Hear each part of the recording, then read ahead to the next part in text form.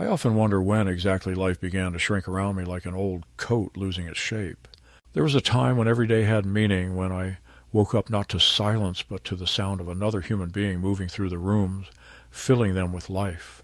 My wife, Evelyn, was never one for grand declarations of affection, but the way she brewed coffee in the morning told me more about love than words ever could.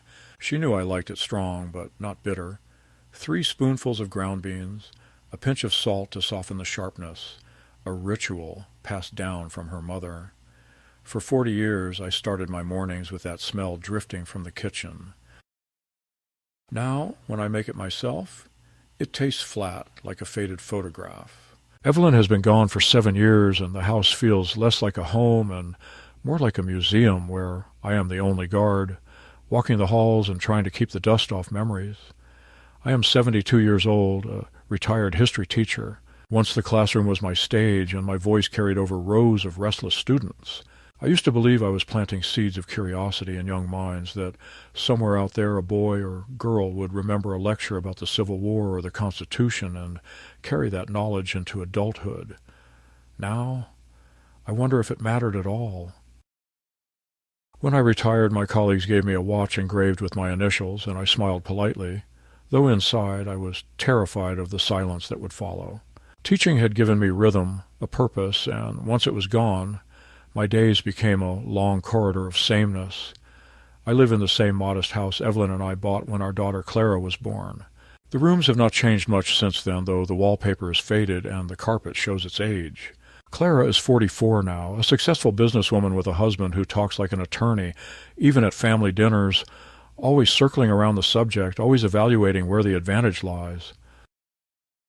They live only 30 minutes away, yet the distance between us feels like another continent. When Evelyn was alive, Clara used to visit more often, sometimes bringing the grandchildren, who were still small and eager to play with the old wooden toys I kept from her childhood. After Evelyn's death, those visits became less frequent, as if grief had not just taken my wife, but the fragile threads of family connection as well. Clara says she is busy, that her work demands her attention, that the children have their sports and their lessons.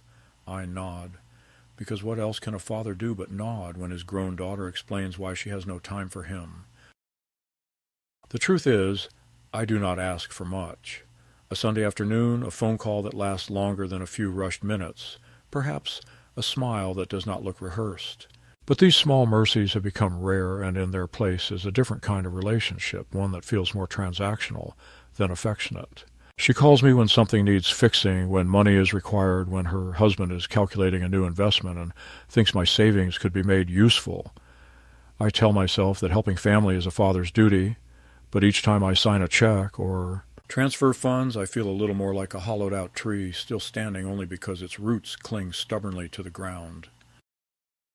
It is not that Clara is cruel outright. She simply treats me like a piece of old furniture. She dusts me off when guests arrive, wheels me out when it is convenient, but otherwise I am pushed to the corner, silent and out of sight. She laughs sometimes when she talks about my habits, about how I cannot adapt to modern life. She says I am stuck in the past, clinging to outdated things. Perhaps she is right, but I have my reasons. I keep my routines because they anchor me. I still read the newspaper with breakfast. I still write grocery lists on paper instead of using an app. And most of all, I still use my old flip phone, a device that seems almost prehistoric compared to the glowing slabs of glass everyone else carries. That phone is more than plastic and buttons to me. It is the last gift Evelyn ever gave me. She bought it the year before she passed, telling me it was simple enough that even you won't get frustrated with it. She was right, of course. I never cared for touchscreens or endless updates. On this little device, I stored voicemails from her, recordings of her laughter, her reminders about doctor's appointments, even the way she used to say my name when she wanted me to hurry up. I cannot bring myself to delete them, though I rarely listen because the sound of her voice still cuts me like glass. Over time, the phone became my archive. I recorded messages from my grandchildren when they were little, one of them singing in a nursery rhyme off-key, another proudly spelling her name for the first time. These fragments of sound are the closest thing I have to living companions now. Clara does not understand. To her, the phone is a relic, an embarrassment, proof that I am unwilling or unable to move on. She insists that I should switch to a smartphone, that it would make it easier for her to text me, to share photos. I tell her I am fine as I am, that the phone works, and more importantly, it holds pieces of my life I cannot entrust to some cloud service I do not understand.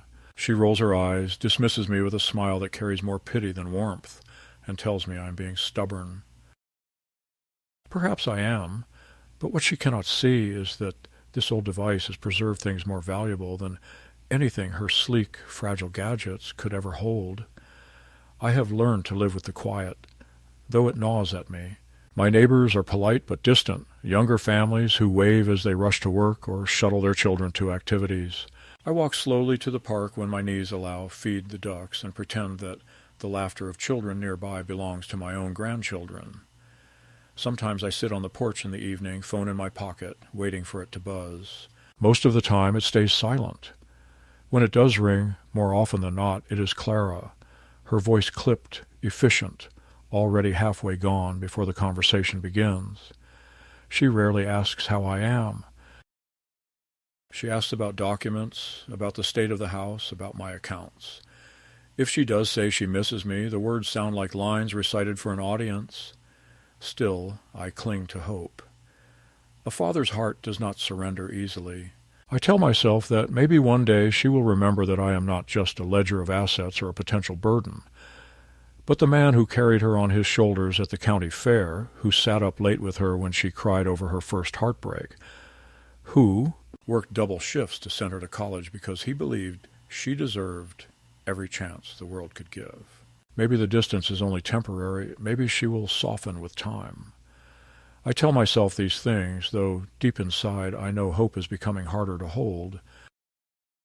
So here I am, a man tethered to the past by an old phone and the fading echoes of voices that once filled his world. People see me as stubborn, outdated, even pitiable, but I know what I carry. Within that little device are truths no one else remembers. It sits on the nightstand beside my bed, its plastic worn smooth from years of use, its battery weaker, but still alive. Each morning when I wake, I reach for it the way some people reach for a glass of water. It is not simply habit.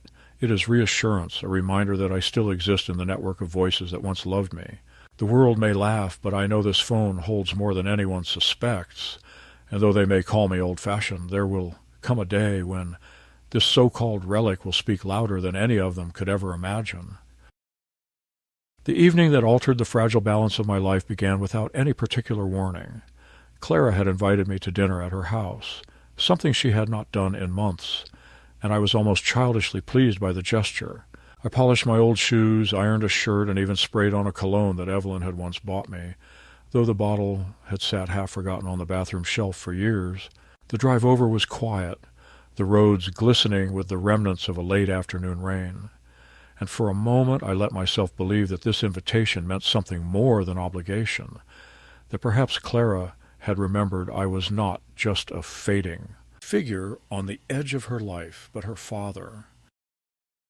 When I arrived, her house looked immaculate, all polished wood and spotless windows, a showcase of success. Her husband greeted me at the door with his usual stiffness, a man who shook hands as though measuring your worth by the firmness of your grip. Inside, Clara moved gracefully among her guests, because this was not a simple family dinner, but a gathering of her colleagues, acquaintances from her firm, and a few neighbors whose laughter seemed too loud, too rehearsed. I realized quickly that I was not there to be honored, but to be displayed. The aging father trotted out as a kind of background character in her carefully arranged tableau of modern prosperity.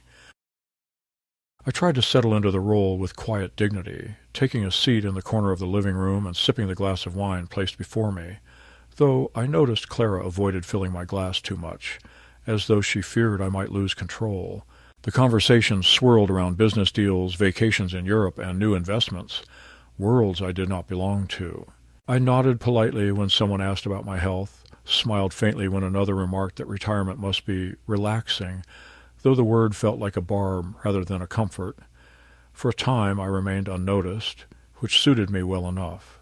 But as the evening stretched on, Clara's attention finally fell on me, and with a sly smile she drew the room's focus in my direction. "Do you know," she said, her voice bright and carrying, "my father still uses one of those old flip phones. The kind with actual buttons. He refuses to get a smartphone." The way she said it was not affectionate, not indulgent, but mocking, and the room responded with laughter, the kind that burns because you know it is aimed squarely at you. Someone asked if the phone even worked anymore. Another joked whether I had to wind it up like a pocket watch, and Clara laughed along, her eyes glinting with the satisfaction of being the witty host. I sat frozen, my hand instinctively pressing against the pocket where the phone rested, my fingers feeling the familiar curve of its plastic. In that moment, humiliation washed over me in a wave so strong it nearly took my breath. I wanted to disappear, to shrink into the chair and vanish from their amused stares. I had endured many small dismissals over the years, subtle reminders that I no longer belonged to the center of life, but hovered instead on its edges. Yet this felt different. This was my daughter, my own flesh and blood, presenting me to strangers not as the man who had raised her, sacrificed for her, loved her, but as a relic to be laughed at. I forced a smile, though inside I felt the sting of betrayal sharper than any insult from a stranger could deliver. The evening carried on as if nothing had happened, but I could not shake the weight pressing down on my chest. After dessert, when the guests had thinned and conversation drifted to the clatter of dishes in the kitchen, I excused myself to the hallway and pulled out the phone. Its screen glowed faintly, the old greenish light that seemed almost archaic in this house filled with gleaming devices. I scrolled through the saved recordings, half seeking comfort in Evelyn's voice, half trying to remind myself why I had never abandoned this little machine. And that was when I stumbled upon the file I had forgotten, a recording not of Evelyn or the children, but of Clara herself. A year earlier, I had accidentally pressed the record button during one of her visits, slipping the phone back into my pocket without realizing it was capturing every word. The memory of that day returned slowly. The hurried way she and her husband had spoken in the kitchen while I sat in the living room, the hushed tones that made me uneasy, though I told myself not to pry. Now, with trembling fingers, I pressed play. The sound crackled faintly, but their voices were unmistakable. Clara's sharp, efficient tone, her husband's deeper murmur. At first the words seemed ordinary, discussing bills and accounts. But soon the conversation shifted, and what I heard made my blood run cold. They were talking about me, about my finances, my house, my savings, as though I were already gone. They discussed how easy it would be to move my accounts under Clara's control if I could be convinced to sign a few necessary papers, how it might even be possible to transfer ownership of the house for efficiency's sake. My daughter's voice, once the sweetest sound in my world, dripped with calculation as she laughed softly and said, "He won't know the difference. He still trusts me completely." Her husband replied, "And if he resists, we can always push for medical evaluation. At his age, confusion isn't hard to prove." I sat in the hallway with the phone pressed to my ear, listening as the people I had trusted most reduced me to an obstacle, a figure to be managed, manipulated, and eventually erased. My breath came shallow, my hands shook, and for a long moment I thought I might collapse under the weight of it. The humiliation of the evening, the laughter at my expense, suddenly seemed like nothing compared to the cold betrayal echoing from the tiny speaker of my phone. My own daughter, whom I had cradled in my arms, for whom I had worked endless hours, whose future had been the guiding star of my entire adult life, was plotting to strip me of everything I had left. The recording ended, leaving only silence, but the silence was heavier than the laughter had been. I sat there for what felt like hours, staring at the worn keys of the phone, the device that had carried me through loneliness and memory, now delivering a truth I could hardly bear. A part of me wanted to deny it, to believe it was a misunderstanding, a fragment of a larger conversation, taken out of context. But the words were too clear, the intent too deliberate. They had spoken as conspirators, not as family. When Clara found me in the hallway, she asked lightly if I was lost, her smile the same polished expression she wore for her guests. I slipped the phone back into my pocket and nodded, forcing my face into calmness, though inside a storm was raging. She did not know what I had just heard. She did not know that the very device she mocked in front of her friends had captured her deceit, that in her laughter she had unknowingly revealed her contempt, and that hidden within the battered shell of my phone was a weapon she could not have imagined. That night, as I drove home through the rain-slicked streets, the recording played over and over in my mind. I felt as though I were carrying a secret too heavy to contain, a knowledge that burned and yet gave me a strange, grim sense of clarity. My life, once a quiet series of empty days, had been jolted awake by betrayal. I knew then that nothing would ever return to the way it had been. The world I thought I lived in, the fragile trust I had placed in my only child, had shattered, and in the shards lay a new reality I could not ignore. The following days passed like a slow fever. I went through the familiar motions of my solitary routine, boiling water for coffee, spreading butter on toast, shuffling through the morning paper. But everything felt altered, as if the world had shifted half a degree and nothing sat right in its place anymore. The knowledge I carried from that recording lodged inside me like a shard of glass I could not dislodge. Each time the phone buzzed with a call or a message from Clara, my heart clenched, and I would let it ring until the sound faded. I could not bear to hear her voice, knowing what I now knew. The casual cruelty of her laughter at the dinner table had already wounded me, but the revelation that she and her husband had discussed me as if I were little more than a stubborn obstacle to be maneuvered, a senile relic standing in the way of their financial ambitions, poisoned every memory I had of her kindness. Still, I could not act blindly, not with something so grave. I told myself I needed certainty, evidence beyond a single recording from an accidental slip of the phone.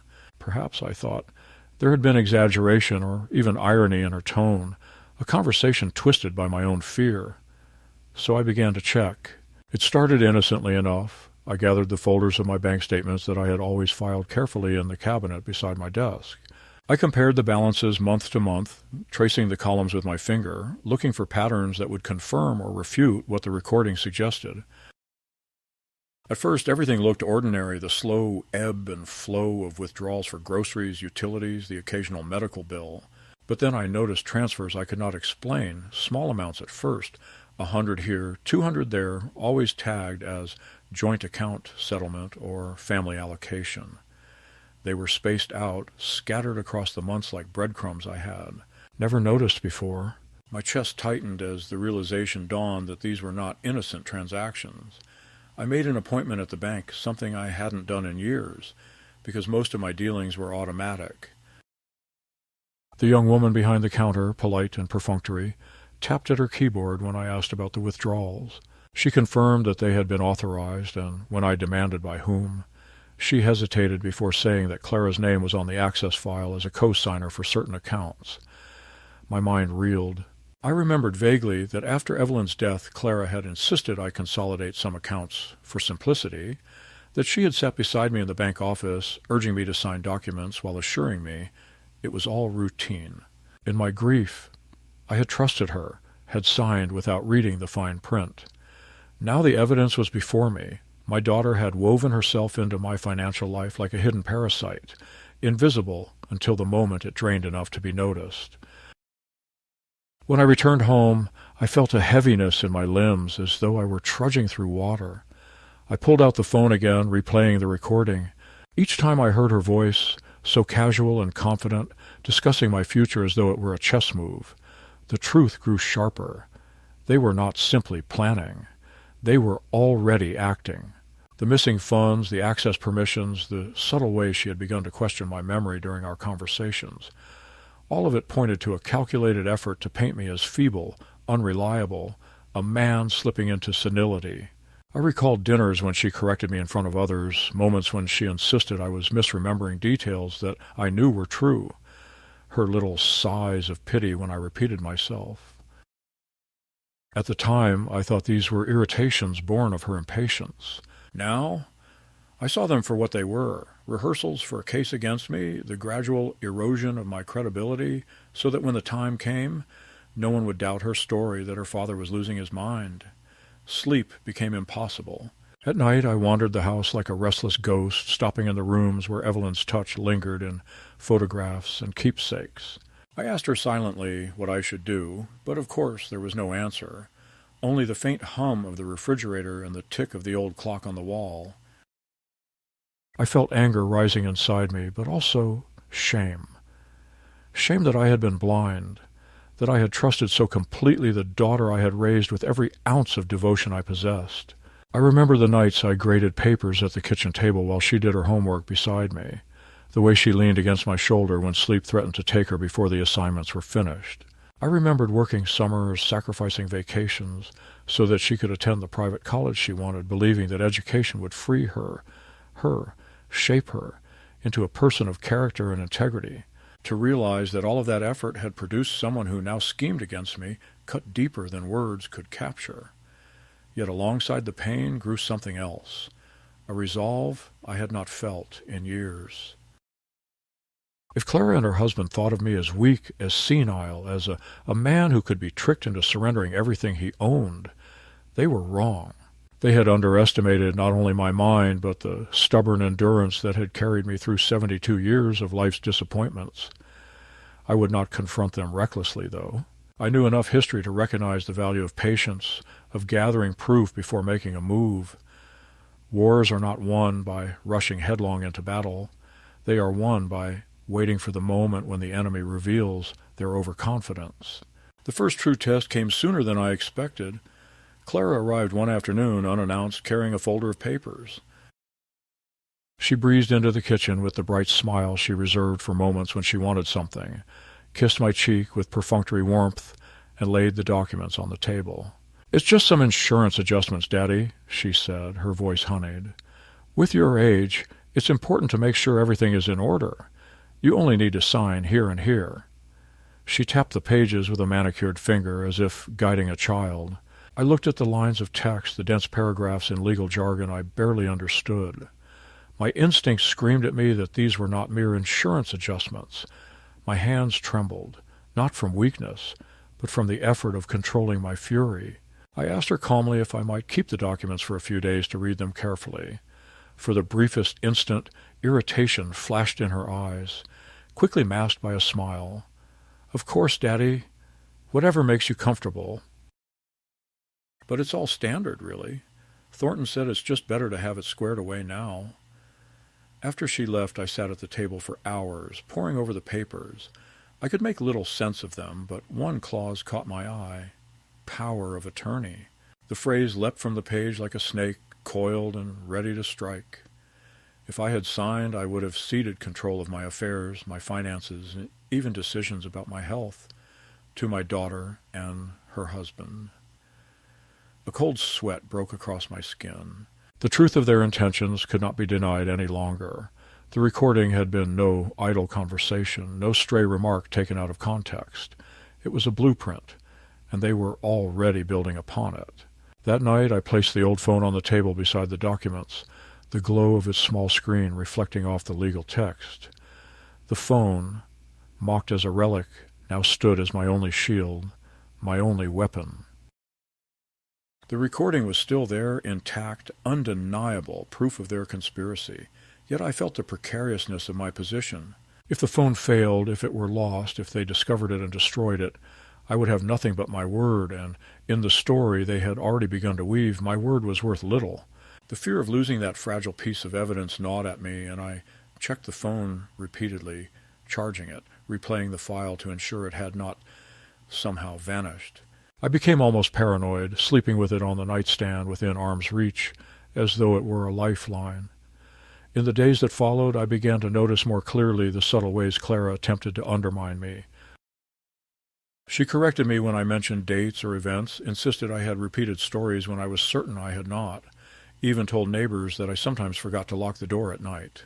Each remark was a stitch in the fabric of a portrait she was crafting, one in which I was no longer competent, no longer reliable.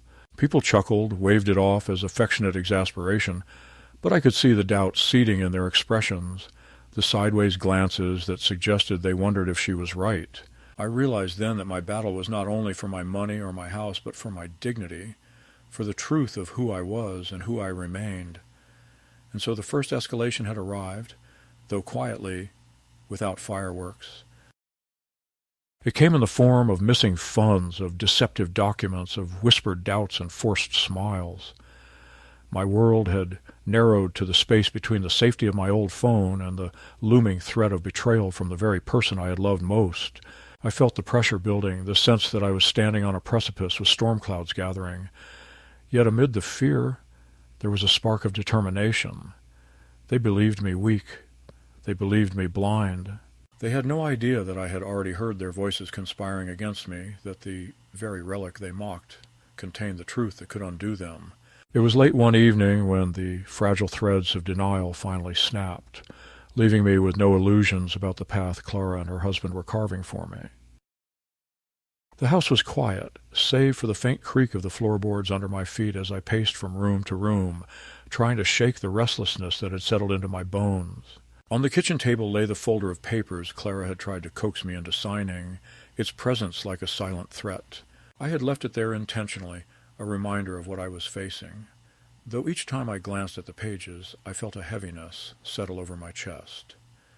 The phone lay beside it, its screen dim, the device that had become both my anchor and my burden.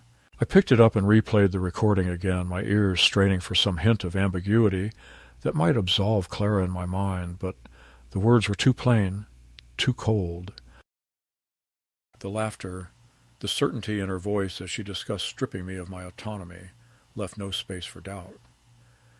The next morning, I forced myself to walk to the bank again, though my knees protested with every step. I requested a full printout of my recent transactions, and as the clerk handed me the pages, I sat down in the lobby to study them.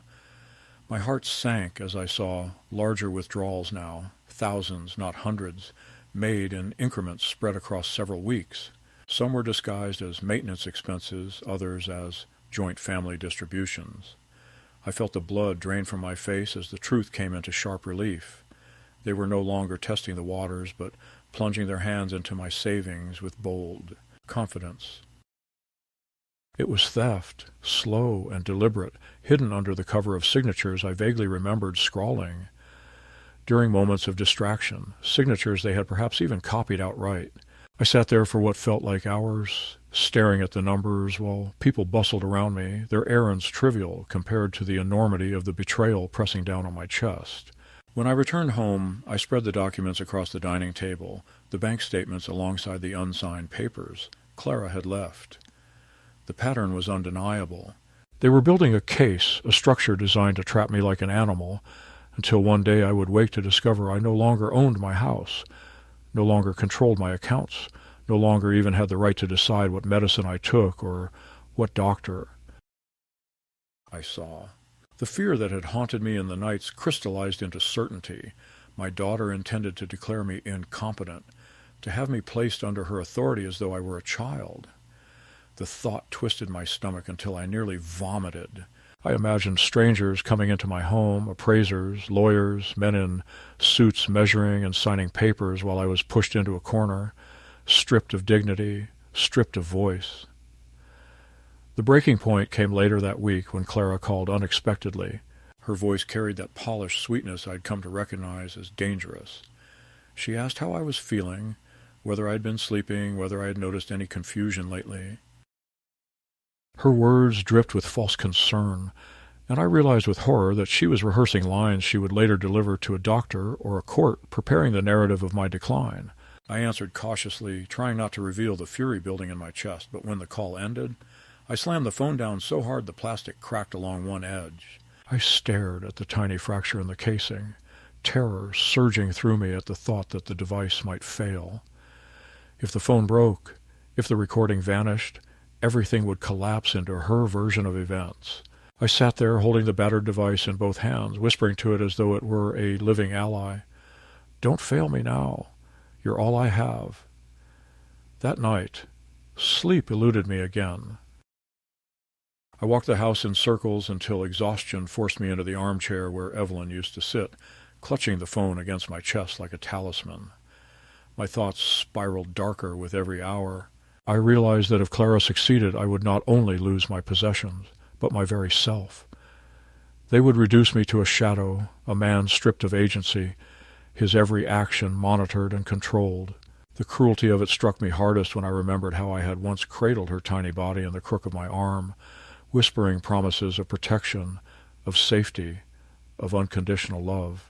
Now she was preparing to return me to a state of helplessness, but not out of care, out of greed. By dawn, a decision had settled in my mind with the clarity of stone. I could no longer wait, no longer pretend that this storm would pass if I simply endured. The evidence was real, the danger immediate, and the only thing standing between me and the abyss was the fragile recording on that old phone. My role as a passive witness had ended. I had to act, to bring the truth into the light before they tightened the net around me. But as I looked at the cracked plastic casing and the flickering battery indicator, I felt the precariousness of my situation. Every ounce of proof I possessed lived inside this fragile relic, a device mocked by my daughter as a dinosaur, yet carrying within it the only voice strong enough to destroy her lies. The midpoint of my life's quiet decline had arrived. I was no longer an aging father drifting toward irrelevance. I was a man standing on the edge of a war for his dignity and survival. Clara thought she had already won, that her narrative of my weakness would soon be accepted by everyone around us. But she did not know what I carried in my pocket. She did not know that the laughter at her dinner table had planted the seed of her undoing. And as I sat in the gray light of dawn, the phone warm in my hand, I swore to myself that no matter the cost, I would not let them bury me alive. The weeks that followed became a strange theater of deception in which I was both audience and unwilling participant. Clara began to appear more often at the house, sometimes with Thornton at her side, sometimes alone, always with the same air of brisk efficiency that she mistook for affection. She would bring bags of groceries I had not asked for, or adjust the curtains without being invited, or rearrange the pill bottles on the kitchen counter as though she were a nurse and I her patient. At first glance, these gestures might have looked like care to an outsider, but I felt the falseness beneath them, the way her eyes lingered not on me, but on the rooms, the furniture, the documents that lay on my desk. She was surveying her inheritance in advance, rehearsing her control over a life she believed already belonged to her. Each time she left, I felt a little more like a stranger in my own home. Thornton's presence was worse. He carried himself with the smugness of a man who believes he already holds victory, his voice measured, his expressions crafted like a politician's. When he spoke to me, it was always with a faint smile, as though he were humoring a child. One afternoon he leaned against the doorway of my study while I was trying to read. "Oberon," he said, using my first name with deliberate informality. "Clara and I have been talking. It might be time to think about downsizing. This house is big, more than you need, and maintaining it must be exhausting.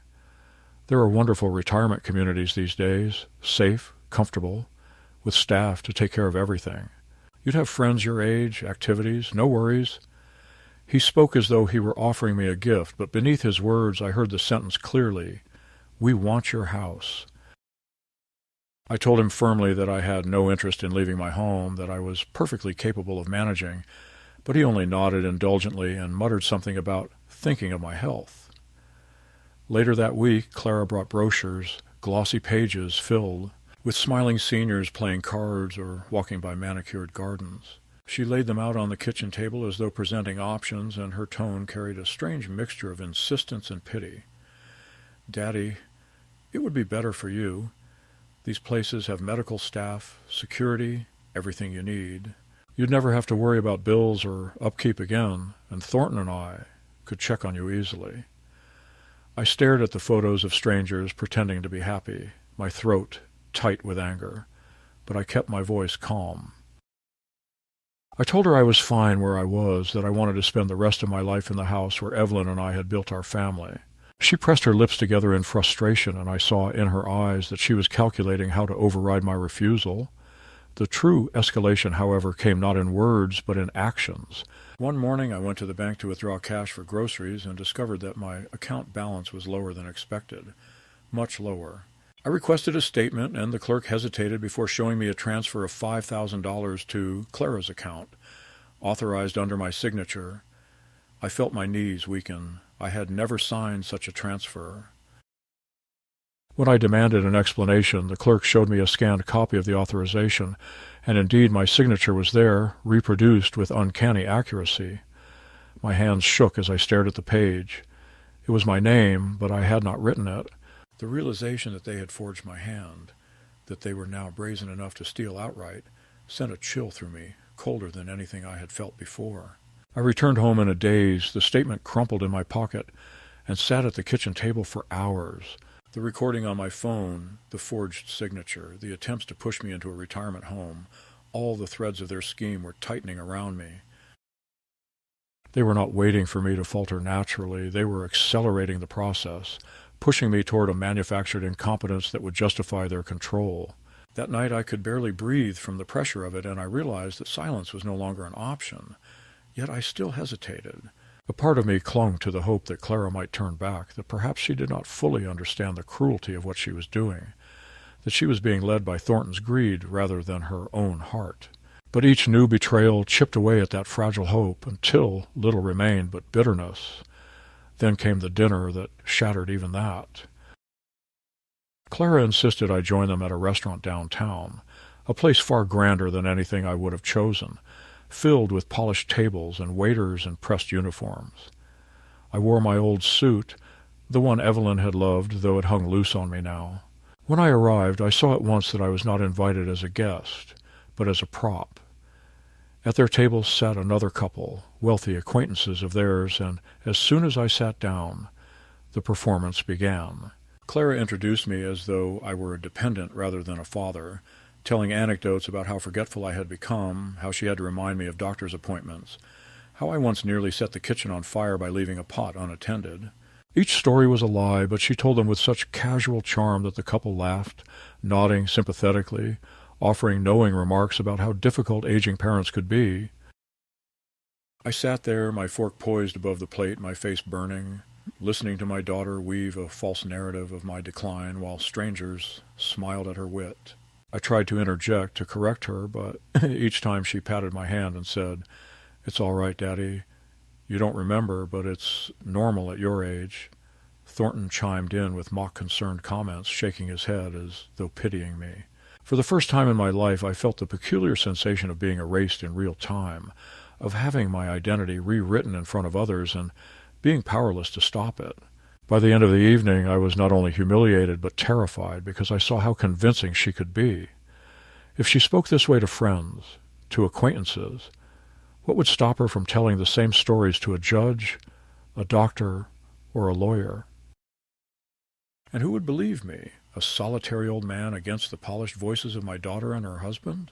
When I returned home, I collapsed into my chair and pressed play on the recording once more, needing to hear their voices again, not in the polished lies of the restaurant, but in the raw conspiracy they had spoken when they thought I was not listening. The contrast made me shudder. This was no misunderstanding. This was a plan, deliberate and malicious, and I was its target. The phone, fragile as it was, had become my only ally, the sole proof that my daughter was not the caring protector she pretended to be, but the architect of my ruin. I realized then that I could no longer rely on luck. If the phone died, if the recording was lost, I would be crushed beneath their story. I needed to preserve it, to make copies, to bring it into the hands of someone who could help. The very next day I walked to a small electronics shop on the edge of town, clutching the phone in my pocket like a treasure. The clerk was a young man barely older than my grandchildren, with piercings in his ears and an impatience in his voice. I explained that I needed to transfer recordings from my phone onto another device, something safer. He looked at the old flip phone with a smirk, the same kind of smirk Clara's friends had given me, and for a moment I almost turned around and left. But I forced myself to stay. He plugged it into a computer with an adapter, his fingers flying over the keyboard, and within minutes he had copied the files onto a flash drive. I paid him, clutching the small stick in my hand as though it were a weapon. For the first time since hearing the recording, I felt a glimmer of safety. Even if the phone broke, the truth was preserved. But safety was fragile. That evening, Clara arrived again, cheerful on the surface, but with an edge to her voice. She asked pointedly what I had been doing that day, whether I had gone into town, whether I had seen anyone, When I told her I'd gone shopping, she tilted her head and studied me with narrowed eyes as though sensing something had shifted. Her suspicion chilled me. She lingered in the study longer than usual, glancing at the desk, at the drawers, at the stack of bank statements I had been reviewing. When she left, I felt the air in the house lighter, as though a predator had withdrawn, but the unease did not fade. She was watching me more closely now, sensing that I was no longer the passive, compliant father she thought I was. And so the escalation deepened. No longer was this a game of subtle hints and whispered plans. It had become open theft, public humiliation, and quiet intimidation. The stakes were no longer theoretical. They were immediate, pressing, and dangerous. I understood now that if I did not act soon, if I did not bring my evidence to someone who could protect me, Clara and Thornton would tighten their grip until escape was impossible. They had underestimated me once, mocking my phone as a relic, believing me too feeble to resist, but they would not underestimate me again. The war had begun in earnest, and though I was weary, though my body was frail, the fire inside me had been reignited. I would not allow my daughter to bury me while I still breathed. The day the truth stepped out of the shadows began not with a bang, but with a letter, cream paper with a crisp black seal from the county court, informing me that a petition for guardianship had been filed by my daughter on the grounds of diminished capacity, that a temporary hearing had been set for the following Friday, that an investigator might visit my home before the date, and that I should be prepared to present any evidence I believed relevant. I read it 3 times at the kitchen table. With the old phone lying next to the cup of coffee I could not bring myself to drink, and while fear rose up like a black tide, it did not crest, because behind it came something steadier and older and harder, the thin wire of resolve that had held, through years of classrooms and grief and the private humiliations of aging, and I understood that the hearing was not a disaster, but a stage finally set where their performance would meet mine, and where the small, battered device my daughter derided would be allowed to speak in its own plain, implacable voice. I called a local attorney recommended by the clerk at the bank, a woman named Harris with calm eyes and a careful way of listening that made my spinning thoughts slow into order. I brought her the bank statements, the unsigned power of attorney, the forged transfer, and at the end, with hands that trembled in equal parts anger and relief, I placed the phone on her desk and told her what it held. She did not smirk at the relic or pity me for clinging to it. She opened a desk drawer, took out a charger cord with a nest of adapters, and within a minute had the screen glowing, the menu open, the file selected. The voices of my daughter and her. Husband filled the small office in short, sharp phrases discussing my assets, the path to a medical finding, the way to move the house without messy resistance, and when the recording ended, Ms. Harris exhaled, not dramatically, but like someone who had just seen the shape of the case change, and said, "We would secure the phone in her office safe after creating a forensic duplicate with a chain of custody. We would schedule an evaluation with a geriatric specialist of her choosing. We would contact the bank's fraud department formally rather than as a distressed walk-in, and we would go to court not with injured outrage, but with documents, affidavits, timestamps, and the simple, grainy truth of that audio." The week telescoped into a narrow corridor of errands that felt both urgent and dreamlike, as if I were walking someplace my legs remembered before my mind could name it. A technician with careful hands pulled the files from the phone onto 2 encrypted drives, while a notary logged the time and placed her seal on a statement of procedure. Ms. Harris's paralegal photographed the cracked casing and the scuffed keys and printed the photos with captions noting the make and model. I sat for 2 hours in a quiet room while a doctor in a gray suit asked me to recall lists and subtract sevens and retell a short story from memory, then surprised me by inquiring about my career and the year Clara won her little spelling bee and the date of Evelyn's last garden party, as if he understood that the mind is more than a score and that grief and dignity also have to be measured. When he shook my hand at the end, he did not say the result, only that he would send a formal report by Wednesday, which arrived on Tuesday with a paragraph that made my throat knot with gratitude, concluding there was no evidence of dementia, that my performance was consistent with healthy aging, that any claim of incompetence based on memory loss would be medically unsupported. On the morning of the hearing, I dressed with the deliberation of a man who knows he will stand in bright light and be studied.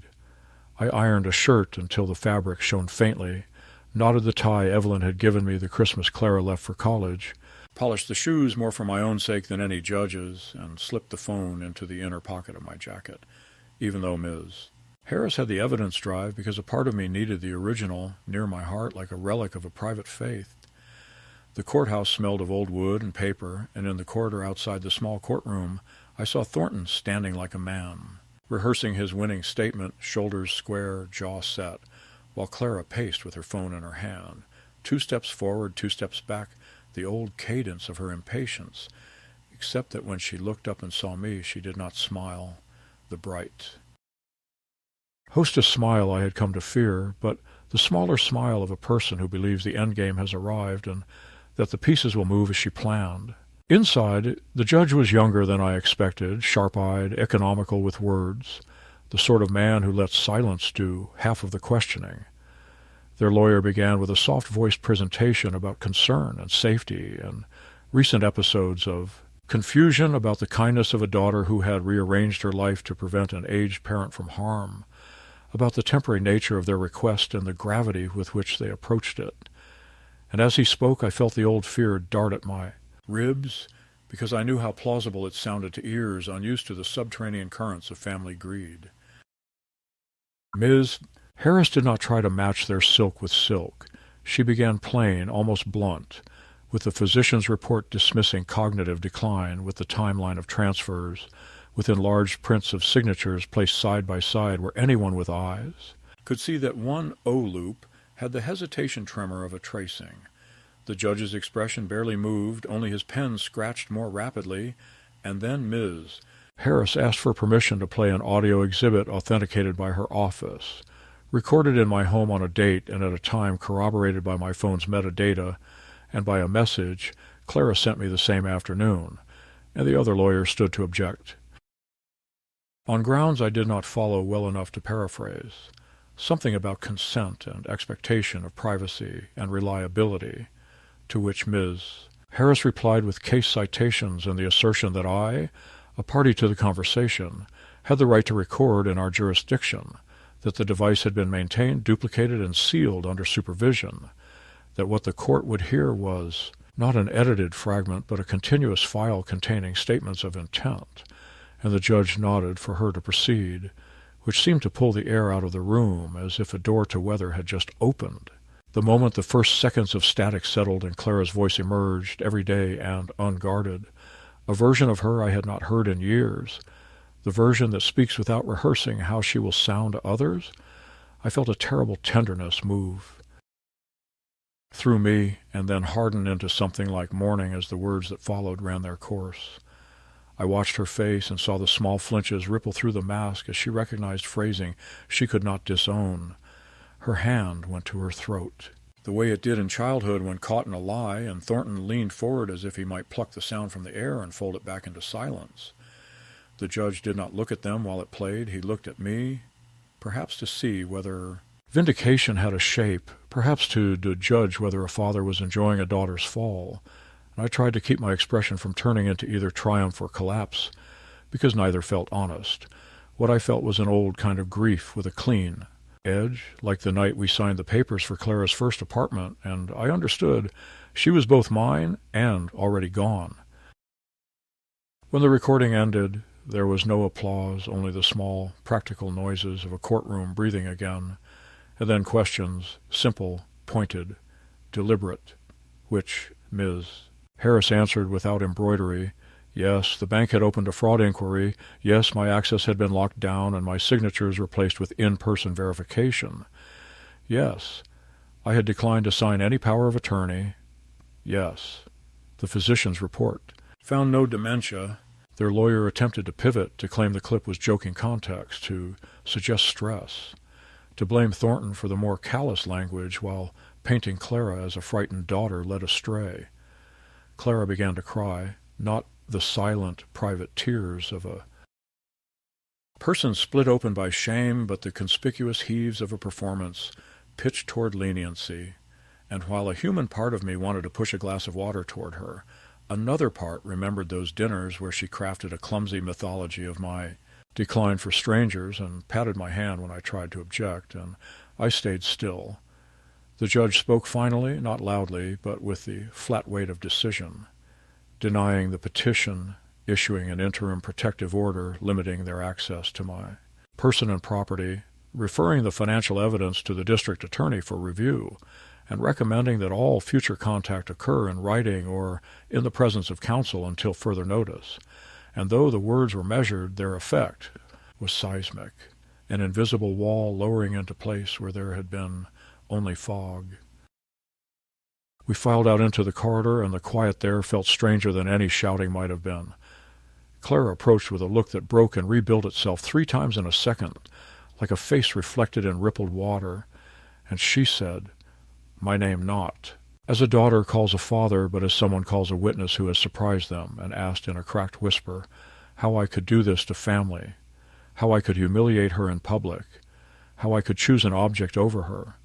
And I realized she meant the phone as if it were a rival, and I answered with more gentleness than I expected to have left that what had humiliated her were her own words, not my willingness to let them be heard, that what she called an object had simply preserved a truth she hoped to bury, that I would have chosen her over anything if she had chosen me over what she wanted to take.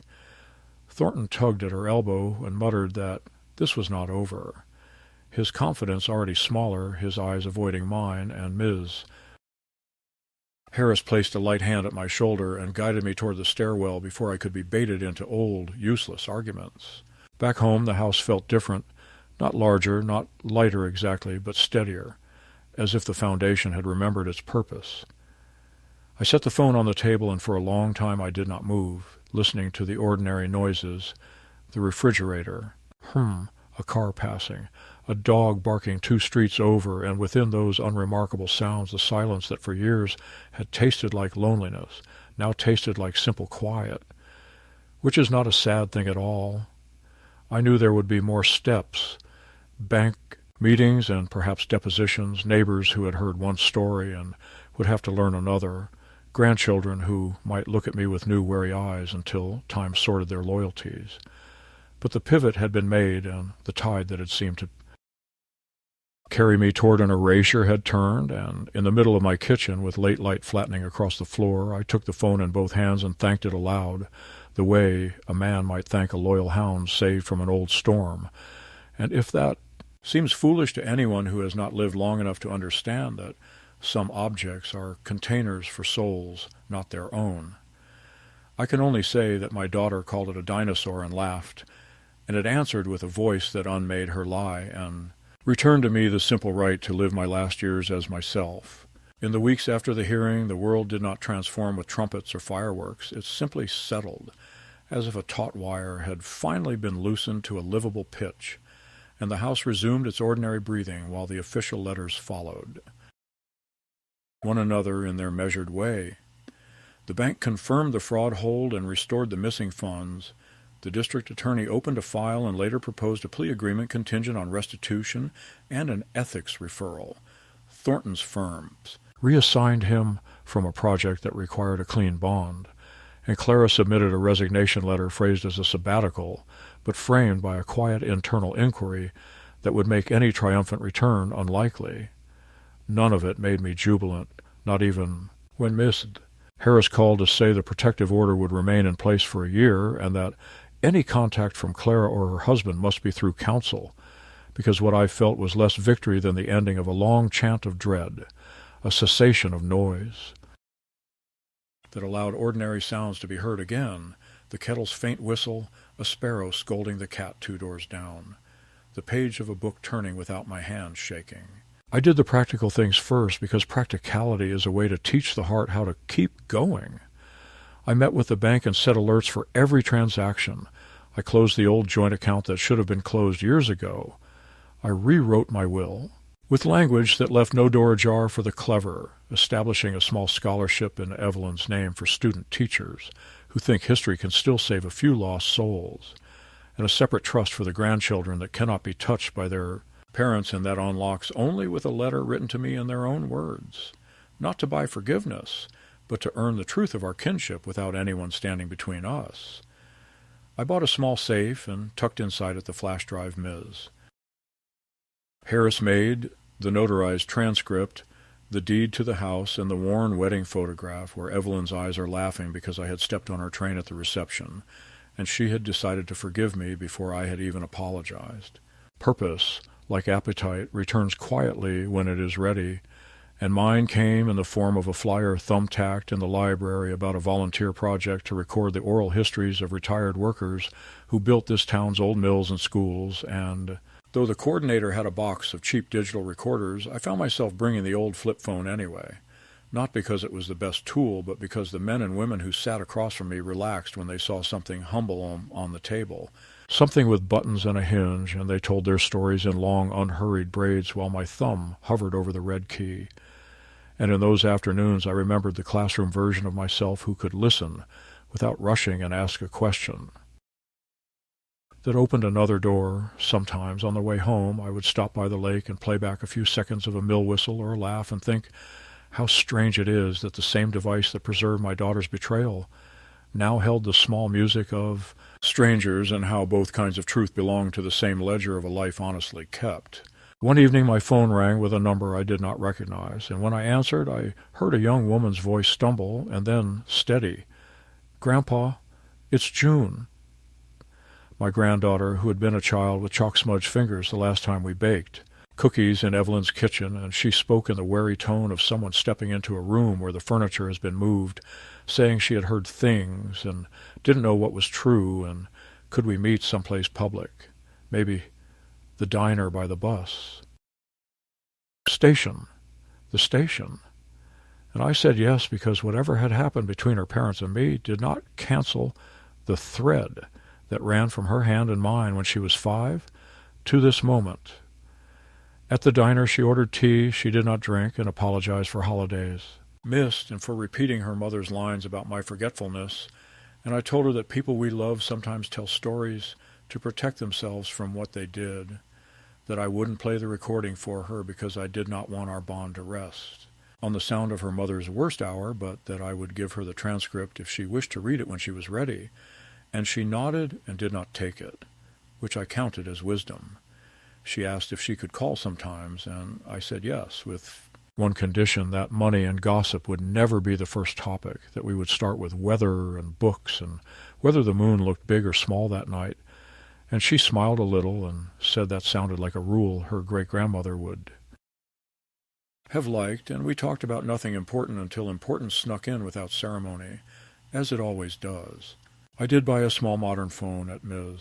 Harris's urging so that my doctor could send messages and the bank could ping me when something moved, but I could not make myself replace the flip phone, whose hinge creaks now and whose battery, despite the spare I found from a warehouse in Ohio, tires by evening, and sometimes I think it is like me in that way, willing to do a day's work before its light softens and asks for rest.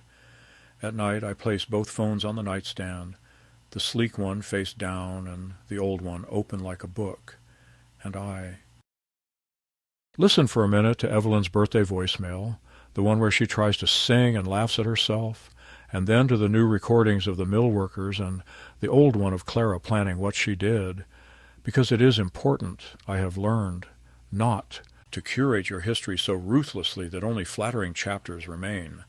And after I click the phone shut, the room holds a kind of resolved quiet, a human quiet, and I sleep.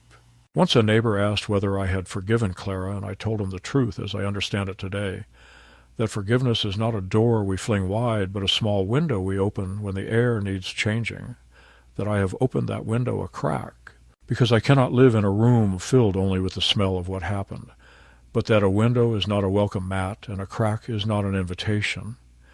If she ever writes to me in her own unscripted voice, I will answer in mine, but I will not return to the play where she writes my lines. Months have passed without spectacle, which is a blessing I'm learning to treat as one, and the town has placed our oral histories in the library catalog, and the scholarship fund sent a photograph of a first-year teacher standing in front of a chalkboard with a grin that made my chest ache with a good kind of pain. And on Sundays I brew coffee with the pinch of salt Evelyn taught me and carry a mug to the porch where the light is generous, and sometimes I take the flip phone out and run my thumb over its battered skin and think that the world can call it a dinosaur forever if it wishes, because when it mattered, it remembered what people said when they thought no one was listening. It kept faith with what was real, and it gave me back my name, which is all an old man asked to keep at the end.